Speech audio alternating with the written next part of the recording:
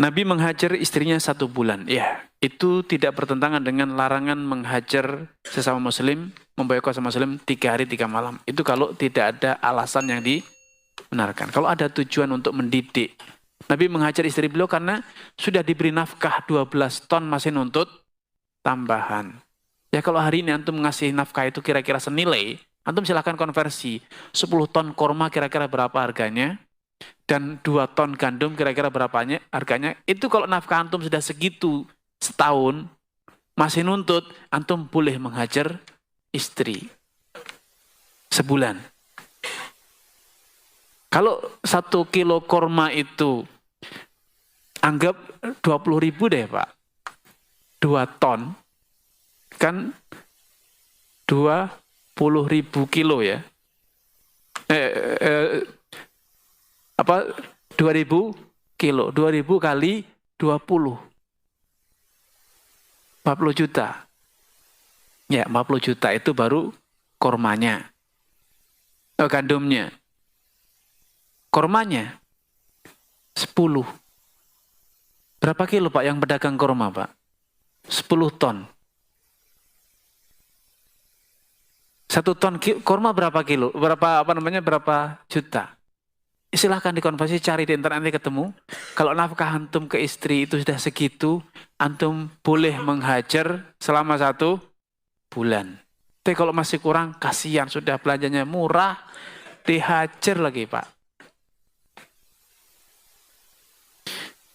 Saudara saya istrinya ketahuan selingkuh, bahkan sampai menghabiskan harta setelah ditelusuri, ternyata suaminya juga pernah selingkuh. Ini adalah balasan dari Allah Subhanahu wa taala. Dalam satu pernyataan ulama dinyatakan az-zina dainun qada'u fi ahli baitik. Zina itu adalah hutang, tebusannya ada di keluargamu. Jadi siapapun yang pernah berzina, insya Allah secara alami merupakan sunnatullah akan ada di keluarganya yang dizinai. Hari ini ketika ada orang berzina, maka bisa jadi besok istrinya giliran masalahnya belum ketahuan saja. Maka jangan sembarang-barang berzina. Karena zina itu dain. Suatu hari datang seorang pemuda di majelis Nabi dengan lantang dari akhir majelis mengatakan, ya Rasulullah, edan li bizina, izinkan aku berzina. Maka Nabi mengurai pola pikir pemuda ini. Kamu mau ibumu dizinai, anakmu dizinai, bibimu dizinai, saudarimu dizinai? Semua dia mengatakan tidak ya Rasulullah. Maka kalau tidak, orang lain juga tidak suka bila ibunya, anaknya, saudarinya, bibinya engkau zinai. Hadis ini merupakan isyarat bahwa zina itu pasti akan ada balasannya. Karena jaza'u sayyi'atin sayyi'atun mithluha. Kejelekan itu balasan adalah kejelekan serupa. Antum tidak ingat, tidak sadar betapa sakit hati orang-orang yang istrinya, anaknya, ibunya engkau zinai. Maka pada suatu saat engkau akan merasakan hal yang sama. Istrimu, anakmu, bibimu, saudarimu atau ibumu dizinai orang lain. Karena itu adalah sebuah keadilan. Apakah mereka harus bercerai? Bolehkah mereka saling memaafkan? Itu kembali kepada pilihan kedua belah. Ya, kalau memang mereka ingin saling memaafkan itu boleh. Tapi yang paling penting dari itu semua adalah keduanya harus bertobat kepada Allah Subhanahu wa taala. Bagaimana menasihati suami yang menganggap sepele obrolan WA yang ada candaannya? Ya. Orang bercanda menganggap sepele itu karena dia tidak sadar bahwa omongan dia itu akan dihisab di hari kiamat. Ma yalfidhu min qaulin illa ladaihi raqibun atid. Tidaklah ada sepatah kata yang terlontar dari lisanmu kecuali dicatat, dihitung, dan itu akan dihisab. Lau anna rajul alima anna kalamahu min amalih la'udda kalamu. Andai orang itu sadar bahwa ucapan itu bagian dari amalan, niscaya dia akan minim kata-kata, minim berbicara. Karena tidak ada sepatah kata pun yang kita ucapkan kecuali akan kita pertanggungjawabkan di hadapan Allah Subhanahu wa taala. Bagaimana cara mendamaikan mertua dengan istri yang tidak harmonis? Ya, mertua pernah mengatakan kata-kata yang menyakiti istri, akhirnya hubungan mereka renggang dan istri tidak mau lagi tinggal serumah dengan mertua. Ini kesalahan. Allah Subhanahu wa taala mewajibkan atas kaum pria, askinuhunna. Berilah mereka tempat tinggal. Dan dalam ayat ini Allah mengatakan itu adalah rumah atau tempat tinggal mereka. Kalau istri tinggal dengan orang tua kita, maka itu bukan rumah mereka, bukan tempat tinggal mereka. Itu tempat tinggal orang tua. Suami yang masih menjadikan istrinya serumah dengan orang tuanya berarti belum memberi nafkah berupa tempat tinggal. Berarti dia belum menunaikan kewajibannya. Maka idealnya, kecuali kalau istrinya rela. Ya, idealnya kalau sudah menikah, segera kontrak rumah.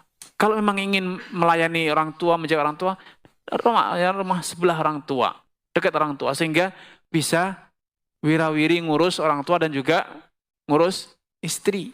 Tapi idealnya ada privasi. Masing-masing itu merasa dia punya tempat tinggal. Karena istri dia lelah, ada saatnya dia boring, ada saatnya dia sedang bad mood. Tidak mungkin melampiaskan itu di depan mertua. Ketika itu muncul, mertua marah dan seterusnya. Sehingga dia merasa tidak ada kebebasan. Ya, makanya para ulama mengatakan tidak boleh ya suami tinggal di rumah orang tuanya sendiri atau ikut mertua, karena berarti dia belum menunaikan kewajiban memberi tempat tinggal. Bukan berarti harus beli rumah, bangun rumah, tidak harus. Sewa itu sudah cukup. Karena itu hak mereka. Kecuali bila mereka merelakan, tidak apa-apa tinggal bersama orang tua dulu atau mertua dulu. Ya. Bagaimana kiat-kiat untuk bisa melupakan perbuatan suami yang pernah selingkuh dan berzina? Saya sudah memaafkannya, tapi rasanya sulit untuk melupakan kejadian waktu itu. Saya masih trauma. Ya, memang beda antara trauma dan memaafkan. Tidak semua yang memaafkan itu kemudian melupakan. Ya. Caranya agar bisa melupakan adalah suaminya yang berubah. Karena suami yang berbuat kesalahan. Dia harus membuktikan bahwa dia betul-betul bertaubat, dia betul-betul berubah perilakunya, berubah sikapnya. Tanpa itu akan sulit terlupakan. Namun ingat, para sahabat dulu sebelum masuk Islam, zina itu hal yang biasa. Ya. Minum khamr, membunuh, dan lain sebagainya itu banyak yang dilakukan. Ya. Tapi ketika sudah masuk Islam, semuanya ditinggalkan. Masa lalu tidak boleh menjerat kaki kita. Makanya dulu Nabi berdoa, Allahumma inni a'udzubika minal hammi wal hazan. Pelindung dari ham itu galau memikirkan masa lalu. Kita tidak boleh terbelenggu. Kita harus segera menatap masa depan, hari esok dan hari ini. Kalau memang suami sudah bertobat, sudah betul-betul berbenah diri, dan terbukti dia menjadi baik, maka tidak perlu kita terus mengingat masa lalu. Karena itu bagian dari cara setan untuk membelenggu diri kita tidak produktif ya. Anak nikah mendapat laki-laki berstatus duda, anak masih rada cemburu sama mantan istrinya. Wajar gak yang seperti ini? Itu wajar. Ya, asalkan tidak seperti tadi. Aisyah saja masih cemburu dengan Khadijah. Karena memang jasa kebaikan istri tidak selalu bisa dilupakan. Dan bahkan memang tidak harus dilupakan. Bahkan harus diingat. Apalagi punya anak, maka pasti namanya akan disebut. Berbagai macam kebiasaan istri yang mungkin sudah meninggal atau mungkin sudah bercerai masih diungkit oleh suami, maka itu wajar. Kita tidak perlu hanyut dalam itu. Seorang istri harus fokus apakah hak-hak Anda terpenuhi atau tidak. Itu batasannya. Selama hak kita terpenuhi, dia berbuat baik kepada kita, Maka kenapa kita melihat masa lalu suami? Ya, itu harus dilupakan. Bagaimana caranya agar istri bersabar memiliki suami yang suka ngambek? Tapi ketika ditanya kenapa malah diam saja? Apakah istri berdosa jika istri juga diam karena melihat sikap suami seperti itu? Ya, ini Bu harus di training karena kalau yang ngambek suami insya Allah dalam waktu singkat, cepat, ya bisa berbicara. Kalau sampai ibu tidak bisa menjadikan bapak berbicara dalam waktu sesingkat-singkatnya, maka diragukan kewanitaannya. Ya, kalau yang ngambek istri, memang sulit Pak, untuk menjadikan istri segera berbicara. Ya, karena butuh waktu untuk bisa membujuk, merayu. Tapi kalau yang ngambek suami, insya Allah dalam waktu yang sesingkat-singkatnya, selesai masalahnya. Gitu Pak ya, percaya itu. Bapak-bapak pada percaya ini Bu. Maka saya ragu kok bisa ibu kesulitan menjadikan bapak berbicara. Karena untuk berbicara itu tidak harus diajak bicara ya. Orang ketakutan itu berbicara. Semula diam, ketika ngelihat ada tikus gitu langsung menjadi, tikus gitu kan. Itu orang ketakutan. Begitu cina orang happy. Orang happy itu akan segera berbicara. Jadikan bapak bahagia, maka dia akan berbicara. Kalau yang ngambek ibu, maka triknya memang agak panjang, Pak. Karena bapak tidak pandai berbicara. Ya. Justru bapak di sini dalam kondisi dilematis. Namun, bukan berarti susah banget, Pak. Mudah. Belikan emas sekilo. Dia akan segera bicara, Pak. Intinya lakukan sesuatu yang terbaik yang bisa kita lakukan. Kalau bisa mendatangkan emas sekilo, tidak akan jadi ngambek. Ini tidak mau nih emas sekilo nih. Kalau tidak saya beli, kembalikan lagi. Bicara, jangan bang, kembalikan. Lakukan apa yang terbaik dari yang bisa kita lakukan untuk istri. Insya Allah dalam waktu singkat. Kalau biasanya istri yang membikinkan kopi, saat ini bikinkanlah kopi untuk istri. Yuk kita ngopi bareng, ini sudah abang buatin kopinya. Dia akan segera melunak. Jadi kalau ngambek, ayo ngomong, aku nggak ngerti apa maumu. Ya susah Pak, karena itu bergaining dia. Tidak usah diajak bicara, karena biasanya suami tidak butuh banyak bicara Pak. Bukankah gitu? Kalau sampai istri bapak banyak bicara, bapak akan pusing. Bukankah itu yang bapak inginkan hari ini? Istri banyak diam. Kenapa ketika diam bapak bingung? Di mana-mana kaum pria itu tidak suka kalau istrinya banyak bicara. Karena bapak itu lebih suka to the point. Ya. Maka bersyukurlah kalau istri sedang, alhamdulillah, tidak diomelin malam ini. Maka jangan menanti dia bicara, tapi lakukan apa yang menjadikan dia suka. Belikan, buatkan, kerjakan apa yang dia mau. Dia akan segera melunak. Yang kedua, ketika istri ngambek itu karena satu dari dua. Orang marah itu cuma satu dari dua, Pak. Karena merasa terancam, ya, merasa terancam, karena mau dipukul, mau dikhianati, mau diapakan, pokoknya yang penting dia terancam. Atau karena haknya merasa akan hilang. Maka segera ketahui apa yang menjadikan dia terancam. Apa hak dia, kemauan dia yang tidak terpenuhi. Kalau sudah ketemu, maka insya Allah akan segera berbicara.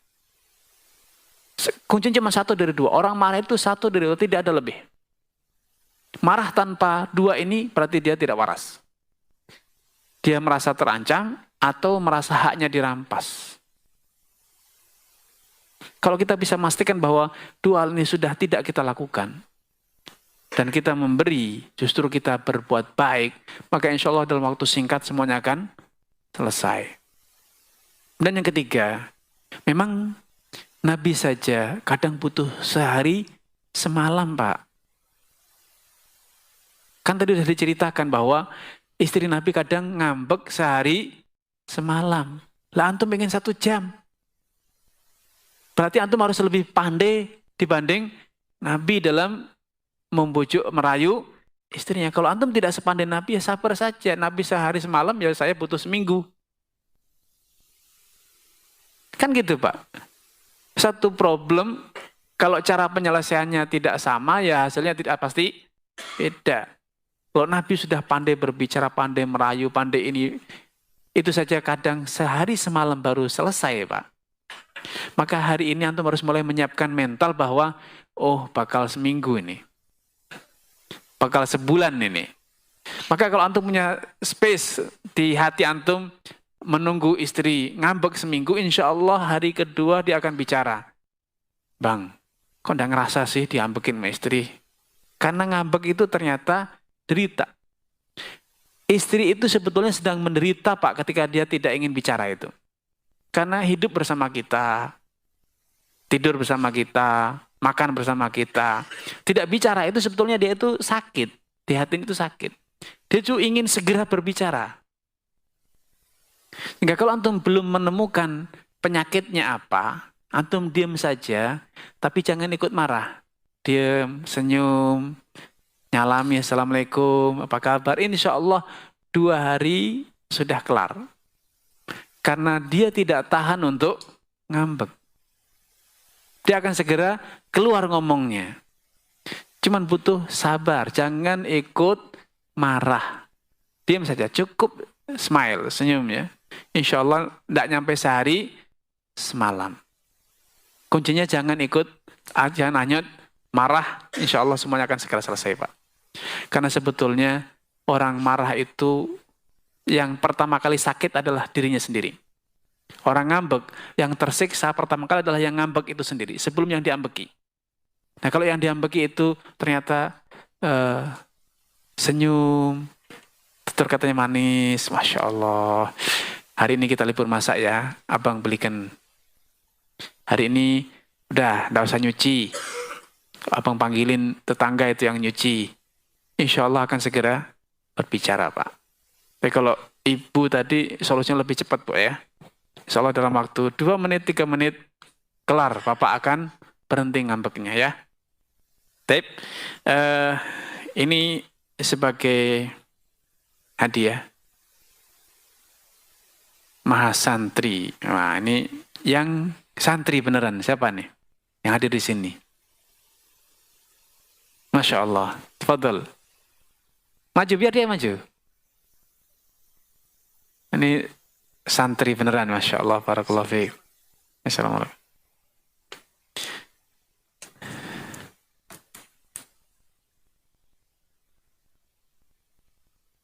Yang baru nikah.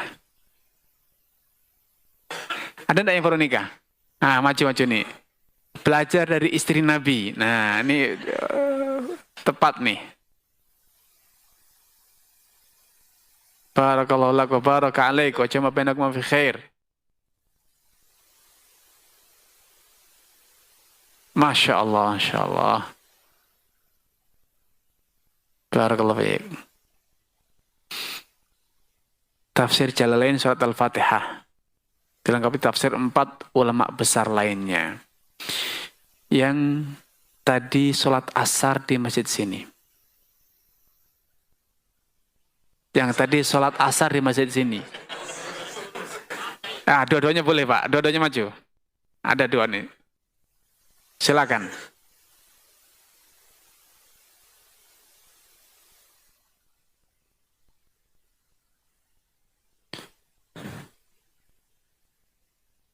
Masya Allah, barakallahu fiik.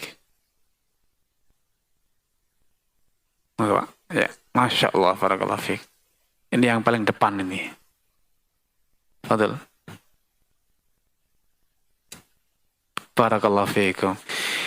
Ya, sebagai statement closing bahwa ingatlah, rumah tangga itu amanah. Antum diberi rumah tangga, diberi pasangan itu berarti mendapatkan kepercayaan. Itu bukan masalah kebahagiaan atau tidak bahagia, tapi kepercayaan dari Allah Subhanahu wa taala. Wa min ayatihi an khalaqalakum min anfusikum azwajan. Antum punya aman dari Allah untuk membuktikan bahwa pernikahan itu adalah betul-betul tanda keagungan Allah. Allah gambarkan di sini. Ini ayat yang sering kita dengar, sering kita baca. Dalam setiap pernikahan pasti dibaca, wa min ayatihi an khalaqalakum min anfusikum azwajan. Di antara tanda keagungan Allah adalah Allah ciptakan dari diri kalian sendiri, dari jenis kalian sendiri, azwajan. Maka masing-masing dari kita punya tanggung jawab membuktikan diri di hadapan Allah bahwa betul-betul rumah tangga kita menjadi tanda keagungan Allah. Sehingga bukan hanya sekedar saya tidak bahagia dalam rumah tangga ini, saya tidak merasakan kenyamanan. Berarti Anda gagal memikul amanat membuktikan bahwa rumah tangga antum adalah tanda keagungan Allah. Maka mari kita bergandengan tangan dengan pasangan kita. Kita buktikan bahwa betul-betul rumah tangga kita adalah membuktikan keagungan Allah Subhanahu wa taala. Wallahu ta'ala alam. Kita akhiri subhanakallah. Assalamualaikum warahmatullahi wabarakatuh.